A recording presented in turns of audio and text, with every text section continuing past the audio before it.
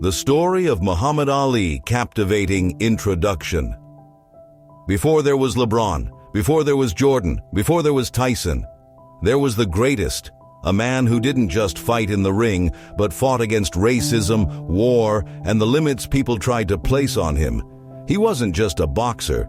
He was a poet, a rebel, a global icon who changed how the world looks at courage and faith. This is the story of Muhammad Ali. Chapter 1. The beginning picture, a skinny 12-year-old boy in Louisville, Kentucky. He had just discovered that his brand new red bicycle was stolen. Furious, he ran to a police officer and shouted, "I'm gonna find the thief and beat him up." The officer, who happened to train young boxers, looked down at the boy and said, "Son, if you're gonna fight, you better learn how." That boy was Cassius Marcellus Clay Jr., the child who would later become Muhammad Ali. Ali grew up in a segregated America of the 1940s. His father painted billboards, his mother took care of the home. The neighborhood was tough, opportunities were limited, and young Cassius heard the same words over and over. "You'll never be as good as the white kids." But inside, he carried something stronger than anger or despair. He carried a burning belief that he was born for greatness. Chapter 2. Youth and Charisma. From the very first training sessions, it was obvious. Cassius wasn't the hardest puncher. He wasn't the biggest either. But he had something different. He had unshakable confidence. And he had words. While other fighters stayed silent, Cassius entertained. Before his fights, he would rhyme, "Float like a butterfly, sting like a bee." He was fast, loud, playful, and magnetic. Classmates rolled their eyes when he bragged, "One day I'll be the heavyweight champion of the world." But deep down, everyone felt he just might be crazy enough to do it. Chapter 3. First Victories. At only 18, Cassius Clay qualified for the 1960 Olympics in Rome. He hated flying, so he carried a parachute with him on the plane, just in case. But when he stepped into the Olympic ring, there was no fear. He fought with speed and fire and came home with a gold medal. Yet America reminded him quickly of its divisions. Some say after being denied service at a whites-only restaurant, he threw his medal into the river. This moment planted a seed. He realized becoming a champion wouldn't just be about winning fights, it would be about challenging an entire system.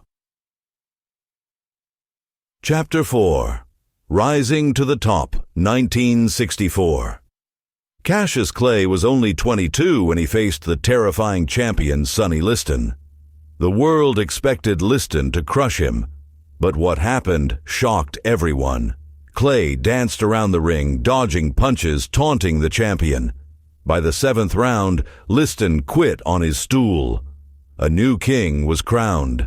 The next morning, Cassius Clay made an announcement that shook the nation. He was now Muhammad Ali, a proud Muslim, and he would no longer answer to his slave name. The sports world erupted. Some fans abandoned him, others admired his courage, but Ali never looked back. Chapter 5. The Rebel. Then came the Vietnam War. Ali was drafted to serve, but he refused. He declared, "I ain't got no quarrel with the Viet Cong. No Viet Cong ever called me a numb." Those words thundered across America.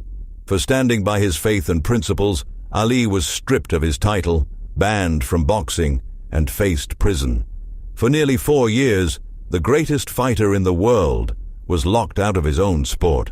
Most men would have broken, but Ali stood firm.